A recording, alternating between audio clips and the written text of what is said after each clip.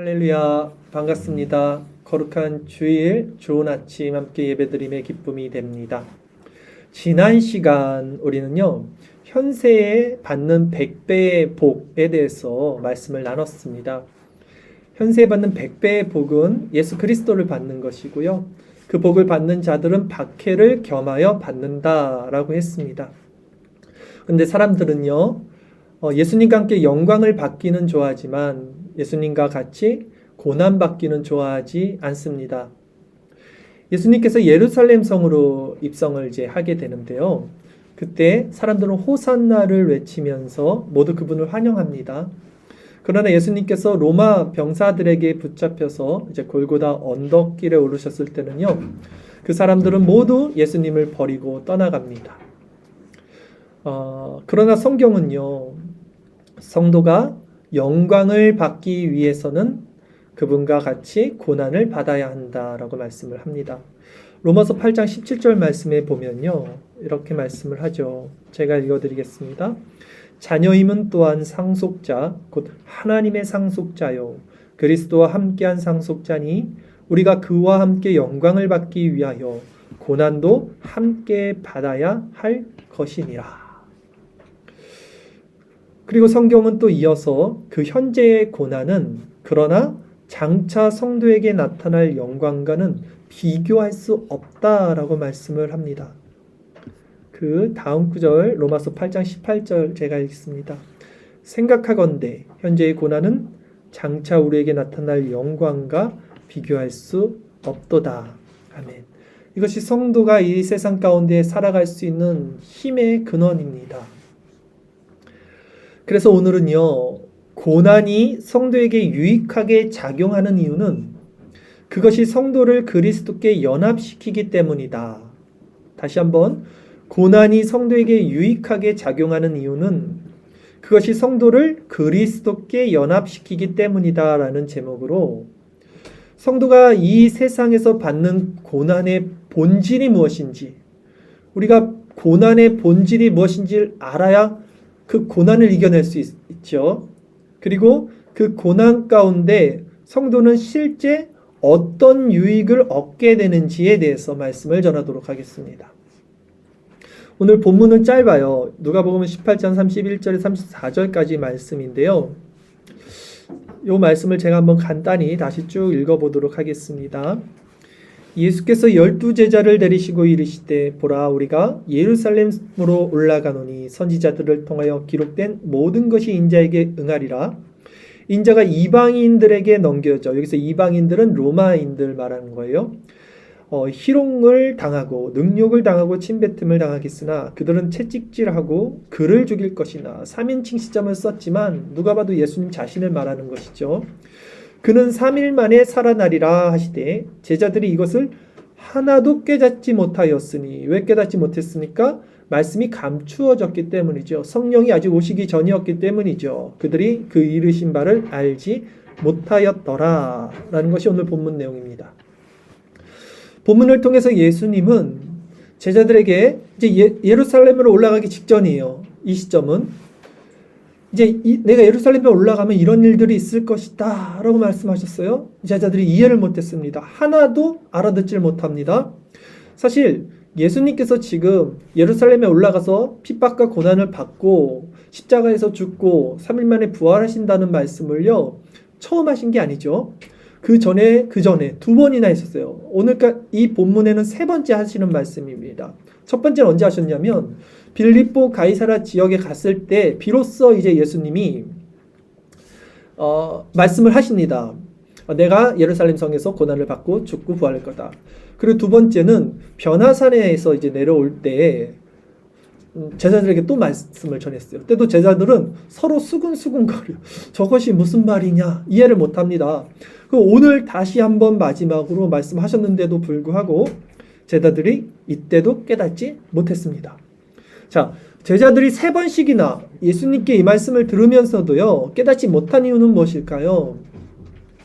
자, 지금 우리는 이 성경이 완성된 시대에 이미 결과를 알고 보죠. 그러니까 이 제자들의 모습이 이해가 안 갑니다. 왜 이렇게 어리석지? 이게 왜 이렇게 말해도 못 알아듣지? 라고 생각하지만 당시 구약시대 유대인들 아직 성경이 완성되지도 않았어요. 그들이 가진 메시아 사상으로서는 이것을 받아들일 수는 없었던 거예요. 왜냐하면 하나님의 아들이 저주의 상징인 십자가에 매달려 죽는다는 것이 도저히 상상조차 할 수 없는 일이었기 때문에 그들 입장에서는 이걸 받아들일 수 없었다는 것이죠. 그들은 오히려 예수님께서 예루살렘으로 이제 올라가면 왕이 돼서 로마군으로부터 자신들을 해방시켜 줄 거라고 기대를 했습니다. 그래서 예루살렘 백성들이 호산나를 외친 거예요. 예루살렘 성에 입성했을 때. 또한 오늘 본문과 같은 평행 구절을 담고 있는 마태복음서에 보면요. 예수님께서 오늘 이 본문 말씀을 딱 한 직후 누가 등장하냐면 세베대의 그 어머니, 그러니까 요한과 야고보의 어머니 있죠. 요한 사도와 야고보 형제잖아요. 이 어머니 마리아가 어머니가 예수님께 와서 이렇게 요청을 합니다. 주일설교 말씀 구절이고요. 마태복음 20장 20절에서 23절 말씀인데요. 제가 읽겠습니다. 그때 세베대의 아들의 어머니가 그 아들들을 데리고 예수께 와서 절하며 무엇을 구하니? 예수께서 이르시되 무엇을 원하느냐? 이르되 나의 이 두 아들을 주의 나라에서 하나는 주의 우편에 하나는 주의 좌편에 앉게 명하소서. 예수께서 대답하여 이르시되 너희는 너희가 구하는 것을 알지 못하는도다. 내가 마시려는 잔을 너희가 마실 수 있느냐? 그들이 말하되 할 수 있나이다. 이르시되 너희가 과연 내 잔을 마시려니와 내 좌우편에 앉는 것은 내가 주는 것이 아니라 내 아버지께서 누구를 위하여 예비하셨는지 그들이 얻을 것이니라. 아멘. 자, 이때 이들이 요구했던 것이 무엇입니까?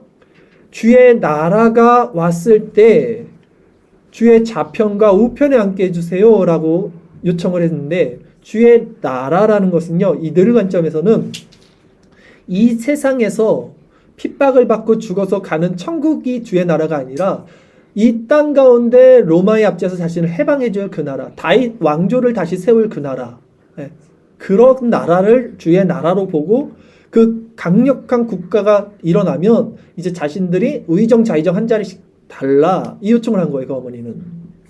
또 이야기를 지금 듣고 있던 옆에 10명의 제자들이 있을 거 아닙니까? 그 제자들이 이 두 형제에 대해서 분노했다고 그래요.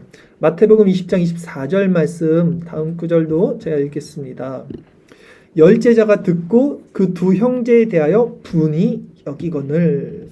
그러니까 이 모든 사람들이 지금 다 주의 나라를 오해하고 있었던 거예요. 예수님이 3번씩이나 말씀을 전하셨건만 아직 성령이 오시기 전이었기 때문에 이들이 깨달지 못했다는 것이죠. 이렇듯 사람은요, 거듭나기 전에는, 중생받기 전에는, 회심하기 전에는 누구든지 예수님이 주시는 고난의 잔을 마실 수 없고 주님의 나라를 오해하고요, 주님의 영광을 세상의 영광으로 이해합니다. 제자들도 아직 성령을 받기 전이었기 때문에 예수님의 말씀을 알아듣지 못하고 세상적 영광만을 구했던 것이죠. 그렇다면 우리들의 모습은 어떠냐는 것이죠. 우리가 그리스도를 통하여 세상의 영광을 추구하고 있다면 그것은 우리 또한 아직 이 제자들과 같이 거듭나지 못했다는 방증이 되는 거예요. 조나단 에드워드는 이렇게 말했어요. 성도는 오직 천국을 향한 여정, 그리고 순례로서 이 생을 보내야 한다. 거듭난 성도들의 정체성은 뭐냐면 이 땅 가운데 영광을 위해서 사는 게 아니라 성도는 오직 천국을 향한 여정, 그리고 천국을 향한 순례로서의 이 생을 보내야 한다라고 말했어요. 그리스도의 영광은 이 세상에 있는 것이 아닙니다, 여러분. 그렇기에 그리스도께서 머리에 가시관을 쓰셨다면 우리 역시 이 세상에서 왕관을 쓰리라고는 생각해서는 안 됩니다. 오늘 마가복음, 우리 지난주에 봤던 거 마가복음 10장 29절 30절 말씀을 제가 한번 다시 읽어드릴게요. 우리 주일설교 말씀 구절 같이 제가 읽겠습니다. 예수께서 이르시되 내가 진실로 너희에게 이르노니 나와 복음을 위하여 집이나 형제나 자매나 어머니나 아버지나 자식이나 전토를 벌인 자는 현세에 있어 집과 형제와 자매와 어머니와 자식과 전토를 100배나 받되 박해를 겸하여 받고 내세의 영생을 받지 못할 자가 없느니라. 말씀 우리 지난주 말씀이었죠. 자, 제자들에게 주신 말씀인데요. 현세의 100배의 복에 대해서 말하는데 사실 제자들은 다 순교했어요. 그러니까 그리스도를 받는 복에 대해서 말씀을 하고 있어요. 그리고 이 말씀에 보면 형제나 자매나 어머니나 아버지나 자식이나 전토를 버리라 그랬어요. 이제 우리 설 연휴인데 가족들 다 만났는데 이제 이 말씀을 알았어 하고 가서 뭐 싸우라는 말씀이 아니라 이게 무슨 의미일까요? 정체성이 다른 거예요. 하늘의 정체성과 땅의 정체성은 가족이라도 달라요. 근데 우리가 하늘의 정체성을 가지면 육적인 정체성으로는 가족을 사랑해야 하지만 당연히 이 하늘의 정체성은 섞일 수 없어요. 아무리 가족이라도 그것을 말씀하는 거고요. 우리가 그 하늘의 정체성으로 이 자들과 나눠지는 것이 결국 하나님께서 복을 우리에게 주시는 것이고 현세에 있어 집과 형제와 자매와 어머니와 자식과 전토를 100배나 받는 거예요. 이게 오히려. 그러니까 우리가 하늘의 정체성을 갖는 것이 이들을 살릴 수 있는 유일한 길이에요. 그렇죠? 우리 하늘의 정체성으로 이들과 나눠지는 것이 오히려 이들을 살릴 수 있는 유일한 길이 됩니다. 그래서 그들을 얻는다는 표현을 한 거예요. 실제적으로 얻는 게 아니잖아요. 그것이 그리스도를 갖는 100배의 복이다. 저는 이렇게 해석을 합니다. 이 부분을. 이 100배의 복은 그리스도 자신을 받는 복이고 이 복은 현세에서 그리고 어때요? 박해를 겸하여 받는 복이다 라고 했어요. 그리고 이 복을 받아야만 그들이 내세에서도 영생을 받게 된다라는 것이 지난주 본문 말씀이었죠. 즉 성도는 그리스도를 통해 받는 복은 성도가 그리스도를 통해 받는 복은 현세적이고 어떤 표층적이고 물질적인 것이 아니라 내세적이고 내면 신층적인 것이라는 말씀이에요. 이 복의 개념이. 그래서 복의 패러다임이 바뀌었다는 말씀을 드렸잖아요. 구약적 기복의 복에서 신약에서는 바실레이아, 그 다음에 바라크, 하나님의 나라에 대한 복으로 변환이 되는 시점이고 그래서 예수님이 산상순에서 팔복이 된 개념을 정확히 말씀을 전하신 거죠. 그래서 그리스도를 받은 자들, 그리스도라는 100배의 복을 받은 자들은 이제 이 세상에 살면서 육신의 소욕이 아니라 성령의 소욕을 따르게 되죠. 성령을 받은 자들은 새로운 정체성으로 성령의 소욕을 따르게 됩니다. 이 말은 그들이 세상을 살아가는 동안에 이 육체의 소욕과 피 흘리기까지 싸운다는 거예요. 이제 그전에는 육체의 소욕만 있었는데 하나의 정체성만 있었는데 성도가 거듭나면 육체의 소욕과 성령의 소욕이 같이 내 안에 있다는 것을 발견하게 되고 이 둘이 피 흘리기까지 이제 서로 싸워요. 육체의 소욕과 성령의 소욕이. 이것이 성도가 이 세상에서 받는 고난의 본질이에요. 이게 포인트입니다. 고난이라고 하면 1차적으로 우리는 외부에서 내게 오는 고난이라고 생각하는데 물론 그거 맞아요. 성도가 핍박과 고난을 받죠. 외부로부터. 근데 그것은 표면적인 거예요. 심층적인 거. 내 안에서 일어나는 원리는 성도가 세상과 다른 정체성을 갖고 있기 때문에 내 안에 있는 이 세상적인 어떤 생각, 마음, 겉사람, 이런 소욕들, 육체의 소욕들과 내 안에서 싸움이 일어나는 거라고요. 잘 보세요. 바울이 눈이 안 좋아서 안질로 하나님께 고쳐달라고 3번을 기도했는데 하나님이 내 은혜가 내게 족하다라고 말씀을 했단 말이에요. 그리고 바울이 깨달은 게 내가 약할 때 강함이 된다라는 이제 고백을 합니다. 그러니까 이 고난, 지금 바울에게 있는 고난은 뭐냐면 안질, 그러니까 눈의 고통이에요. 그러니까 이것은 외부적인 거잖아요. 이 외부적인 것을 가지고 내가 고난을 받았어. 이제 이거는 표면적인 거고 그 안에 내용을 한번 보세요.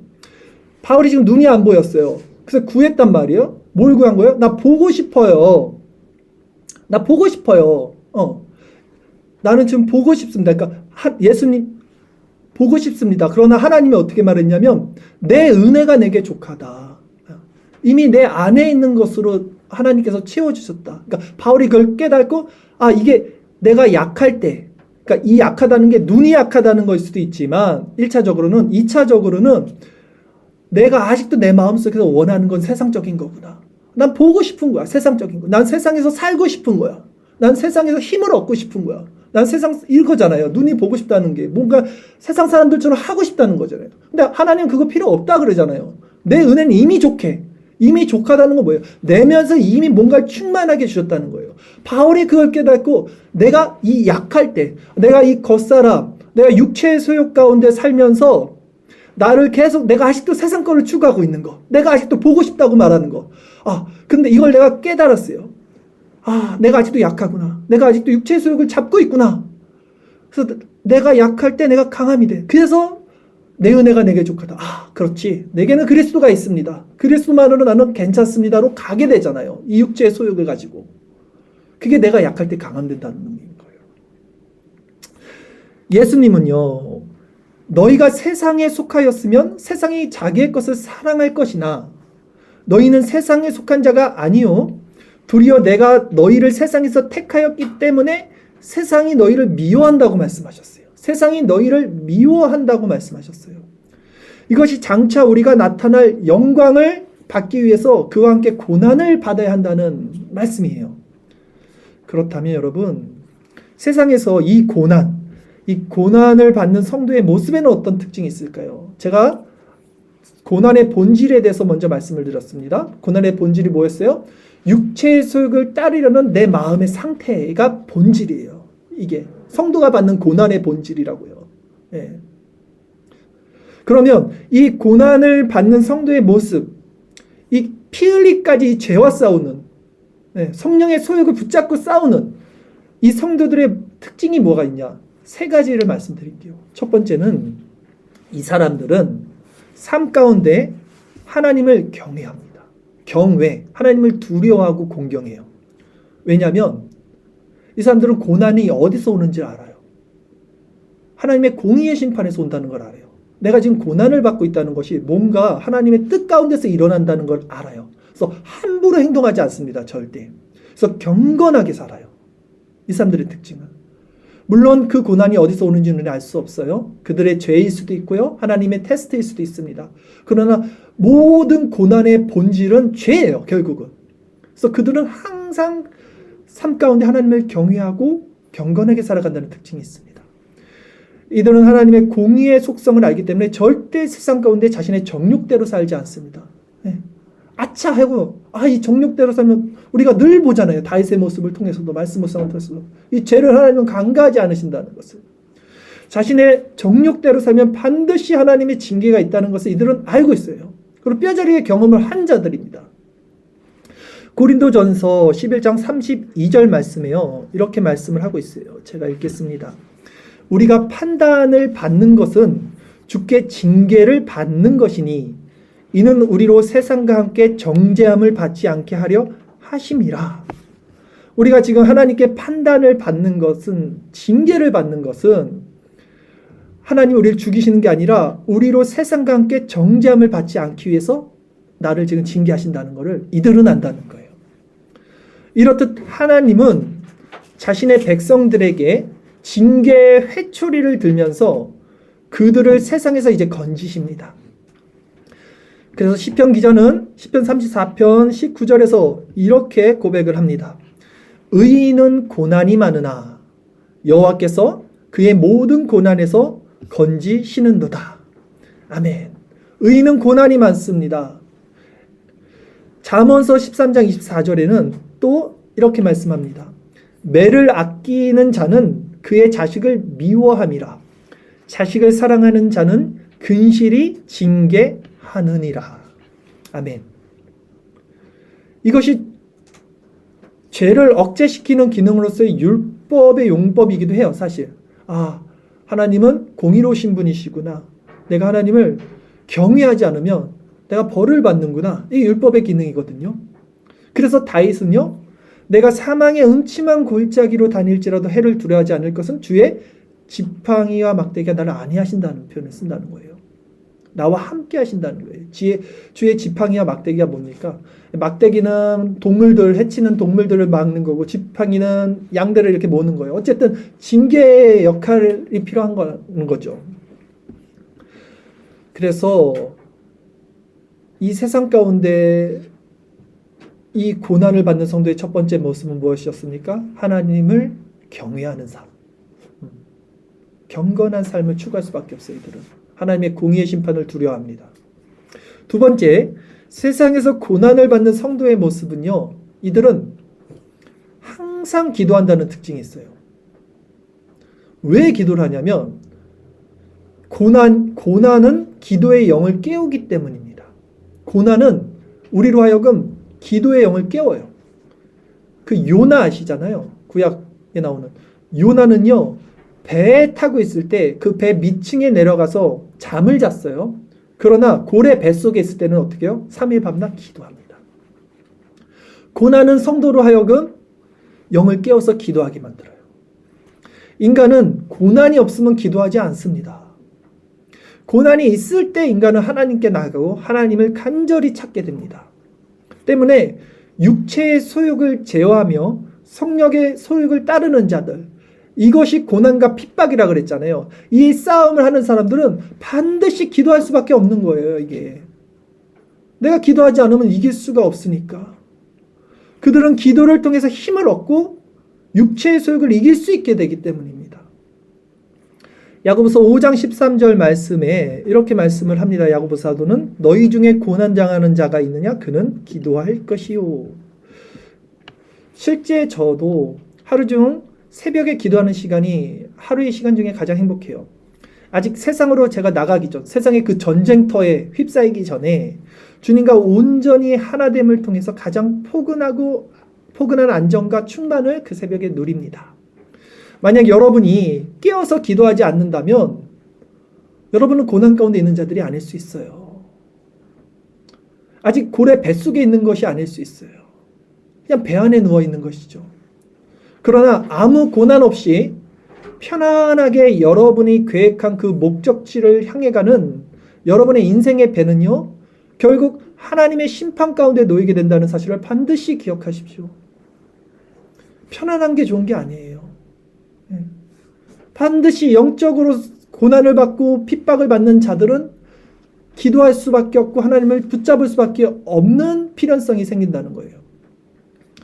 셋째, 이제 마지막 셋째, 세상에서 고난받는 성도들은요, 항상 말씀이 기준이 되어 살아간다는 특징이 있습니다. 인간 안에는 옳고 그름을 판단할 수 있는 객관적인 기준이 없어요. 인간은 모든 것을 주관적으로 판단하죠. 왜냐하면 인간은 죄로 말미암아 부패했고 타락했기 때문이에요. 아담과 하와 이후 모든 인간 보편은 선악을 판단할 수 있는 기능을 상실했습니다. 자유의지가 없어요. 죄를 지을 수밖에 없는 자유의지만 있죠. 헨리 스미스는 이렇게 말했습니다. 우리는 하나님의 말씀을 항상 우리 앞에 규칙으로 세워놓고 그것이 가르치는 것 외에는 아무것도 믿지 말며 그것이 명령하는 것 외에는 아무것도 사랑하지 말고 그것이 금지하는 것 외에는 아무것도 미워하지 말고 그것이 명하는 것 외에는 아무것도 하지 말아야 한다. 토요일에 성경 공부 시간에 우리 나눴던 거죠. 오직 성경이 우리의 규칙이고 규범이고 기준이 돼야 된다는 거예요.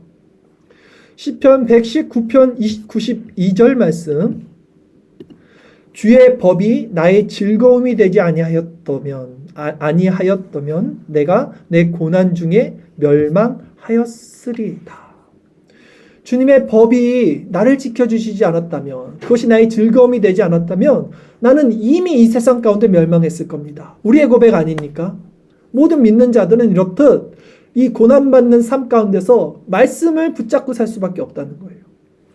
이 말씀의 빛이 없으면 우리는 이 어두운 세상을 어떻게 살아가겠어요? 세상은 포스트 모던 사조에 있습니다. 상대주의죠. 그래서 모든 것이 상대적이고 절대적인 가치와 기준을 따르지 않습니다.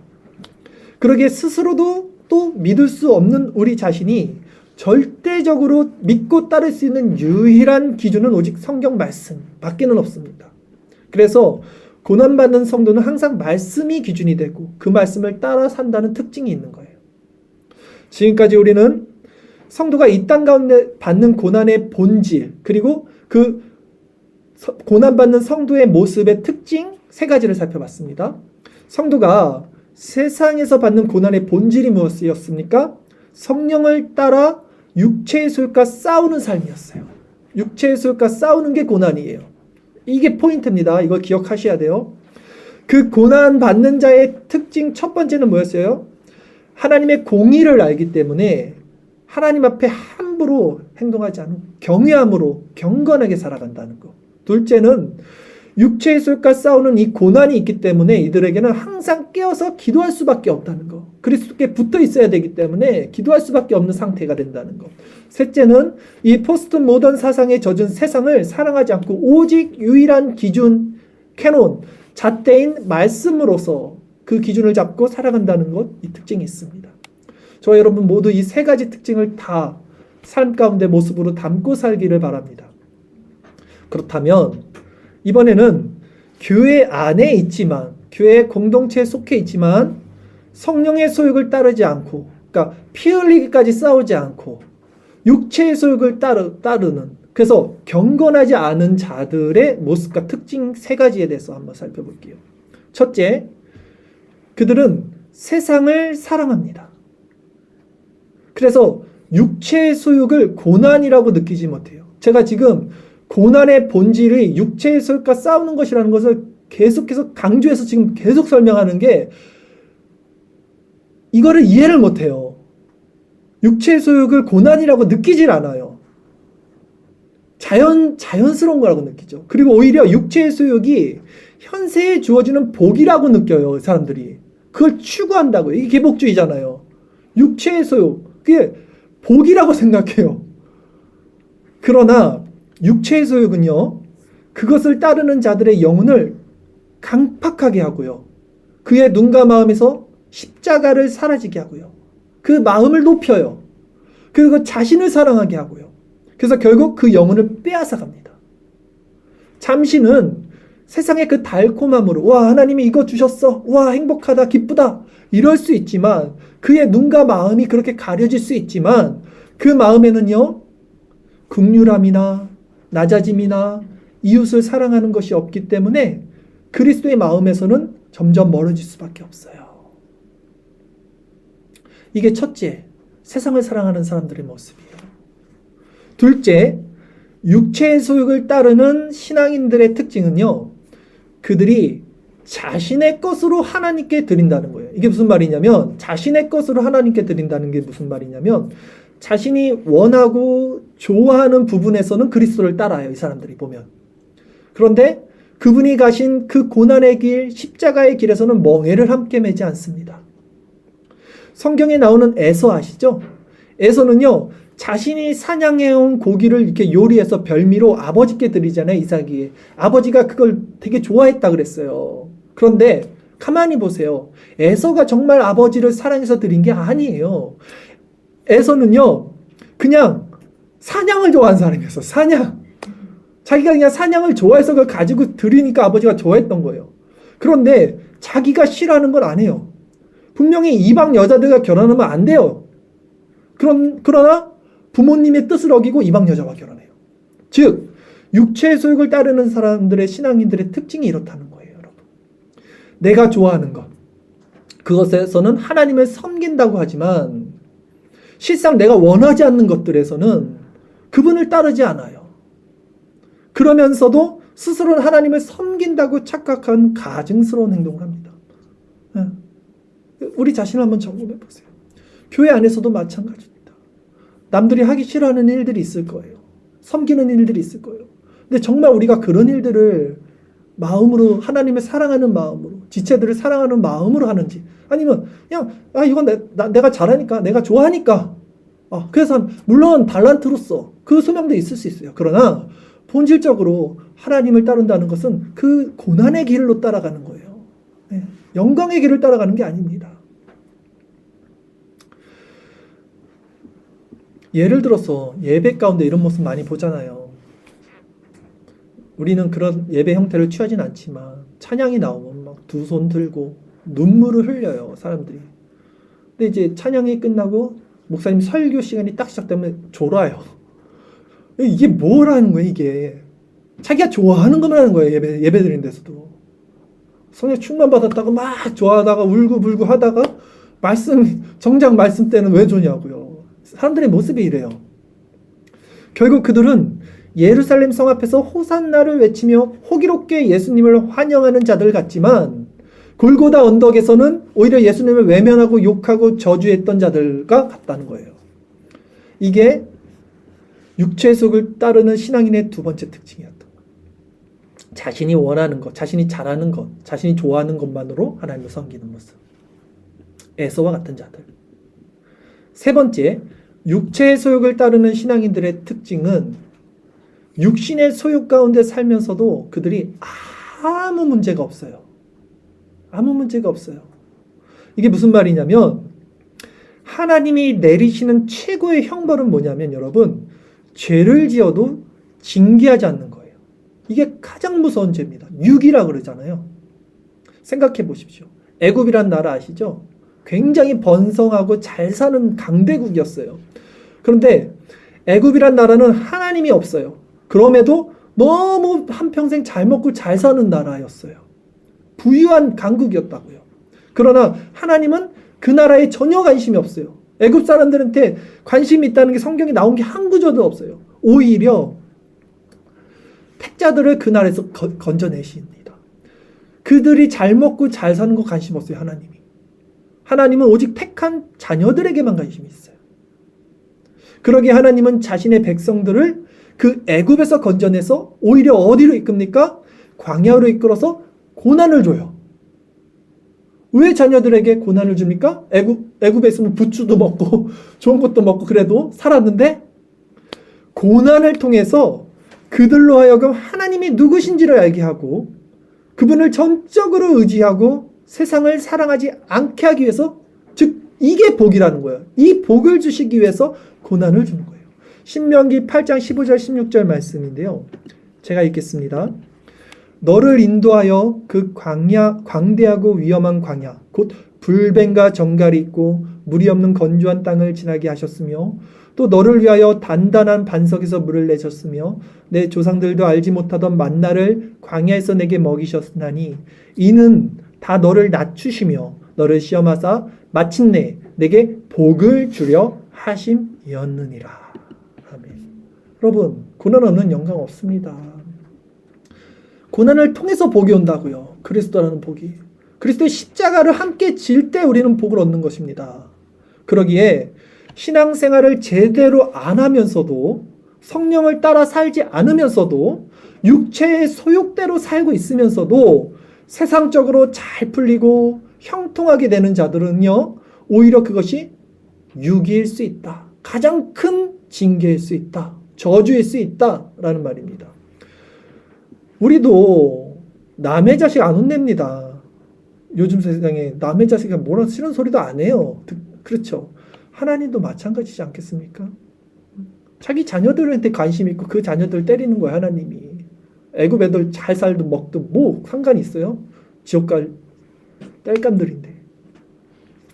이렇듯 교회 안에 있지만 육체의 소욕 가운데 있는 자들의 세 가지 특징에 대해서 지금 다시 살펴봤죠. 첫 번째 뭐였습니까?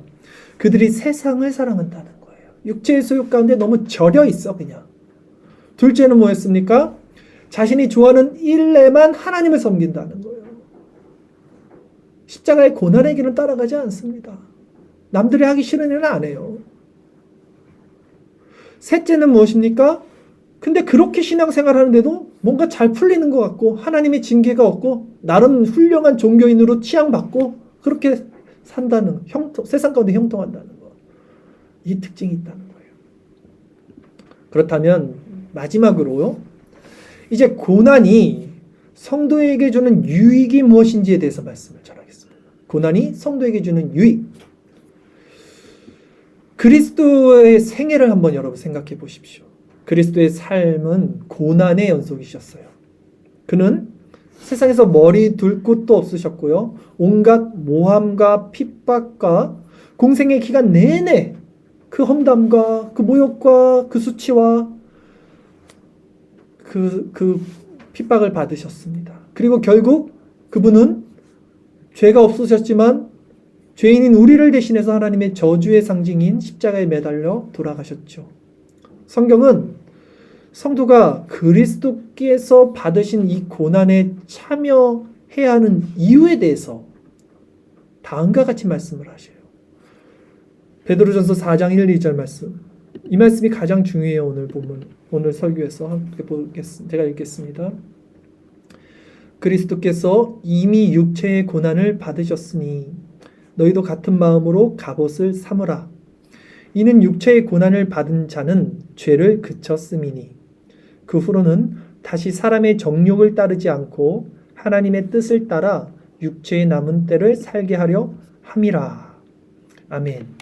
육체의 고난을 받은 자는 죄를 그치게 된다. 죄를 그쳤다 그러죠. 이게 무슨 말이냐면 이 거듭남을 의미하는 거예요. 거듭남. 법정적 칭의, 거듭남. 하나님은 고난을 통해서 성도를 그리스도의 십자가에 연합시킵니다. 그리고 그로 하여금 다시는 사람의 정욕을 따르지 않게 하시며 하나님의 뜻을 따라 육체의 남은 때를 살게 하신다는 거예요. 이것이 고난이 성도에게 주는 유익입니다. 또한 성화의 열매를 맺는 성도들 안에서도 마찬가지예요.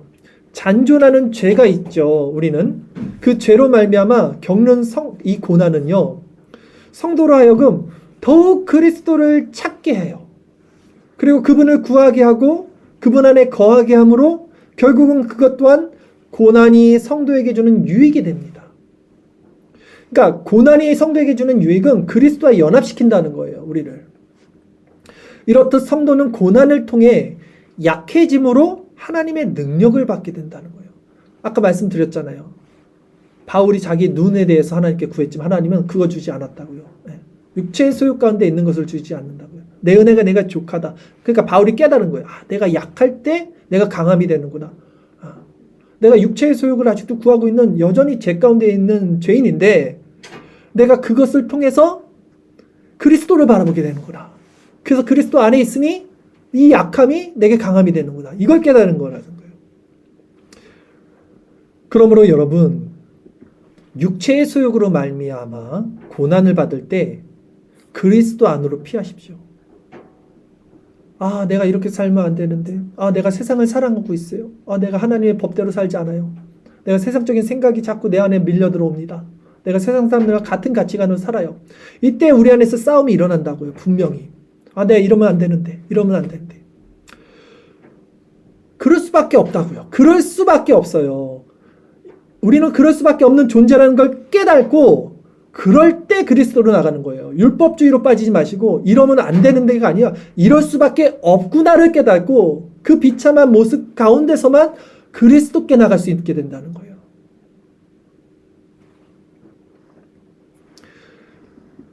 비록 우리 육체의 소욕 가운데서는요, 항상 폭풍이 몰아칠 겁니다. 왜냐하면 이 죄가 여전히 끊어지지 않으니까요. 죽을 때까지 우리를 공격할 겁니다. 이 폭풍이. 그러나 그리스도께 피하는 자들은 성령의 소욕 가운데 이 내면에서 이 약할 때 강함이 되는 이 안에 평안이 깃들게 됩니다. 폭풍과 눈보라가 몰아칠 때 안전하고 포근한 집이 있으면 무엇이 문제겠어요? 내 육체의 소욕 가운데서 내가 죄 가운데 빠지더라도 내 속사람으로는 내 안에 있는 그리스도 안으로 내가 피할 때 이 안에서 평안이 주어지고 그 힘을 의지할 때 이 외부에 있는 모든 삶 가운데서도 하나님의 형통함이 함께한다면 뭐가 두렵겠냐는 거예요. 여러분, 진정 하나님 나라에 들어가기를 원하십니까? 그렇다면 세상에서는 많은 고난과 환난을 당해야 합니다. 여러분. 왜냐하면 그 고난을 통해서 우리는 그리스도께 전적으로 우리를 의지할 수밖에 없는 것을 배운다는 거예요. 이 고난은 외부에서 오는 고난이라기보다는 내면에서, 자기 안에서 육체의 소욕과 성령의 소욕이 싸우는 고난입니다. 그러므로 여러분, 이 말씀을 반드시 기억하십시오. 그리스도께서 죽으신 것은 우리에게서 저주를 없애기 위함이었지만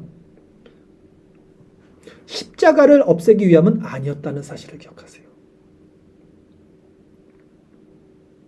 오히려 예수님은 누구든지 나를 따르려면 자기 십자가를 지고 자기 목숨까지 미워하지 아니하면 내 제자가 될 수 없다라고 말씀하십니다. 참되지 못한 신앙은요, 순탄할 때는 경건하고 거룩한 척 스스로도 속아요. 남도 속이고요. 그러나 핍박을 받을 때는 변절합니다. 그래서 마지막 때는 이렇게 변절자가 많이 생긴다 그러잖아요. 위선자들은 감난산까지는 그리스도를 따라가지만 갈보리산까지는 따라가지 못해요. 그러나 육체의 소욕과 싸우고, 그래서 그 육체의 소욕을 이기고 성령의 소욕을 따르는 자는 하나님의 백성과 함께 고난받는 것을 잠시 죄악의 이 세상의 낙을 누리는 것보다 더 좋아하기에 그리스도를 위하여 받는 수모를 애굽의 모든 보화보다 더 큰 재물로 여기고요, 상 주시는 이를 바라보는 삶을 삽니다. 초대 그리스도인들은요, 그 화형의 불길보다 많이 죽었잖아요. 그리스도의 사랑의 불길 가운데 뜨겁게 나오는 자들이었어요. 폴리가바시잖아요. 서머나 교회 감독, 요한의 제자. 빨리 예수님 보고 싶으니 불 붙여라, 이 말 했다고 그러잖아요. 결론적으로 말씀을 드리겠습니다. 고난은 경건하지 않는 자들에게는 고난이 아니에요. 힘이에요. 육체의 소욕이 왜 고난입니까? 육체의 소욕을 더 이 힘의 원리를 살아야지 행복한 건데 그들에게는. 그러나 그들의 생명을 앗아갑니다. 그것은 결국. 그러나 이 고난이 성도에게서 빼앗아가는 것은요, 오직 죄밖에 없어요. 이 육체의 소욕 가운데 우리가 받는 이 고난이 우리에게서 빼앗아가는 것은 죄밖에 없어요. 우리 옛 자아밖에 없어요. 기껏해야. 그러기에 고난은 분명히 성도에게 유익한 것입니다. 때문에 여러분, 신앙생활을 하면서 육체의 소욕을 따르지 말고 성령의 소욕에 참여하는 자들이 되십시오. 궁극적으로 고난이 성도에게 유익하게 작용하는 이유는 그것이 성도를 그리스도께 연합시키기 때문이다. 그래서 이게 오늘 설교 제목이에요. 이 시간 하나님은 그리스도 안에서 능히 우리에게 위로자가 되심을 믿으시고요, 잠시 받는 이 세상의 고난은 장차 우리에게 나타날 영광과 비교할 수 없음을 반드시 기억하시고요, 외부에서 오는 고난이든 내 안에서 일어나는 고난이든 모든 고난은 결국 그리스도께 우리를 나가게 하기에 그분과 함께 영광을 받기 위해서 우리는 고난도 함께 받아야 한다는 사실을 기쁨으로 여기십시오. 그렇게 되면 그리스도의 고난이 우리에게 넘친 것 같이 우리의 위로도 그리스도로 말미암아 넘치게 될 것입니다. 고난 가운데 있는 성도들에게 이 하나님의 위로가 있기를 바라겠습니다. 우리 끝으로 고린도서 1장 3절에서 5절 말씀을 같이 읽고 오늘 설교를 마치겠습니다. 같이 읽겠습니다. 찬송하리로다. 그는 우리 주 예수 그리스도의 하나님이시요 자비의 아버지시요 모든 위로의 하나님이시며 우리의 모든 환난 중에서 우리를 위로하사 우리로 하여금 하나님께 받는 위로로서 모든 환난 중에 있는 자들을 능히 위로하게 하시는 이시로다. 그리스도의 고난이 우리에게 넘친 것 같이 우리가 받는 위로도 그리스도로 말미암아 넘치는도다. 아멘. 기도드리겠습니다.